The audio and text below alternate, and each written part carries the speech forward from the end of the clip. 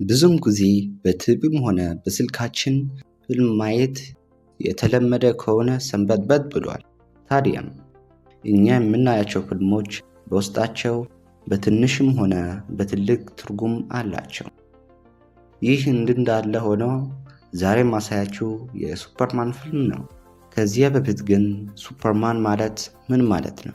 ሱፐርማን ማለት ፍጹም ከእውነት የራቀ የሰው ልጅ ማድረግ ከሚችለው በላይ አቅም ያለው ሲሆን ይህም ኃይሉ ከ2 መኪና እስከ 20 ፎቅ ማንሳት ድረስ ይችላል። ሌላም ደግሞ በሰማይ ላይ እንደ ንስር መብረር ይችላል። ይህም ብቻ አይደለም፣ በአይኑ የሚወጣው ብረት እስከ ማቅለጥ ድረስ ይችላል። እናም በዚህ ቪዲዮአችን የሱ ወደ ፊልም ዓለም የገባበት መንገድ እና በእርሱ ኋላ ያለው የድብቅ ታሪክ አመጣጥ እናያለን። እስከ ቪዲዮ መጨረሻ አብራችሁን ቆዩ።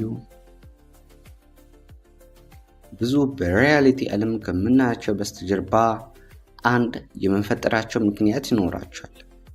በዚህ ዘመን ዓለምን ካስደመሙ ፊልሞች አንደኛው ሱፐርማን ሌጋሲ ነው ተብሎ ይታመናል። ታዲያ የዚህ ፊልም የመሰራቱ ዋና ምክንያት ምንድን ነው? በሱፐርማን በስተጀርባስ ያለው ድብቅ ታሪክ ምንድን ነው የሚለውን አስቃኛችኋለሁ። ይህ የሱፐርማን ፊልም መሰራት የጀመረበት ዘመን እንደ አውሮፓውያን አቆጣጠር በ1938 ሲሆን ይህም ፊልም የመሰራቱ 2 ዋና ምክንያቶች አሉ። አንደኛው አሜሪካ በ1930ዎቹ ከባድ የኢኮኖሚ ቀውስ ገብታ ነበረ። ለዚህም ችግር ደግሞ ይነሳል ተብሎ የሚታመን አንድ ሰው ይፈልጉ ነበር። በሰዎች ዘንድም እይታ ያገኘው የሱፐርማን ካራክተርስ ነበር። ሁለተኛውና ዋናው ምክንያት የሆኑ 2 ሰዎች አሉ። እነርሱም ጄሪ ሲገል እና ጆ ስተርስ ናቸው። እነኚህ ሰዎች ከአውሮፓ ወደ አሜሪካ የመጡ እንግዳ ቤተሰብ ነበሩ። እነርሱም የገቡበት ሰፈር በወንጀል ችግር የተሞላ ነበር። በገቡበት ሰፈር በቅርብ ጊዜ የጄሪ አባት በሰው እጅ ከተገደለ በኋላ እሱ አንድ በማንኛውም መንገድ ሰዎችን ማዳን የሚችል ታላቅ ሰው ማቅረብ ፈለገ። ስለዚህም ጉዳይ ሲያስብ ሱፐርማን በሀሳቡ ብቅ አለ። ይህም ሀሳቡ በጆሴፍ ስታር በመጻፍ በ1938 የመጀመሪያው የሱፐርማን ፊልም በአክሽን ኮሚክ ተሰርቶ ወጣ። ይህም የሱፐርማን አክሽን ኮሚክ የሚባለው ነገር ምንድን ነው የሚለውን አስቃኛችኋለሁ። ነገር ግን ይህንን ቻናል ሰብስክራይብ በማድረግ እንድትቀጥሉ ጠይቃችኋለሁ። አክሽን ኮሚክ ማለት ሰዎች ለልጆቻቸው ከመተኛታቸው በፊት በድሮም ጊዜ በአሁኑም ጊዜ እንደ ተረት መልክ የታተመውን መጽሐፍ የሚነግሩት ነገር የታተመው መጽሐፍ ኮሚክ ይባላል። ይህም ሱፐርማን ፊልም በመጀመሪያ ጊዜ በአክሽን ኮሚክ ቀርቦ ነበር። ይህም ከተሰራ በኋላ በአሜሪካ በብዙዎች ዘንድ የተወደደ ሆኖ ነበር። እናም ተወዳጅነቱ ሲበዛ በ1940 በሬዲዮ ድምፅ ተሰራጭቶ ታዋቂ ሆነ።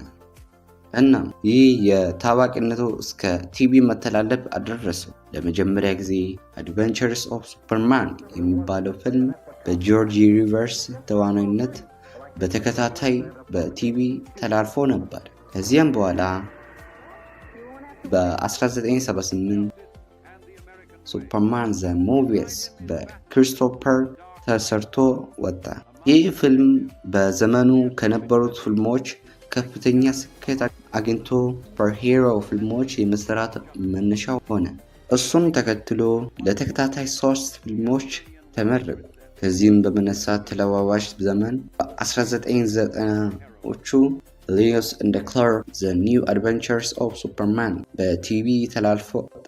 ይህንን ያካሄዱት ዴን ቼን እና ቴሪ ሃትቸርስ ነበሩ። በ2006 ሱፐርማን ሪተርንስ የተባለው ፊልም ብሬንዳን ሩዝ ተዋናይነት ተሰራ።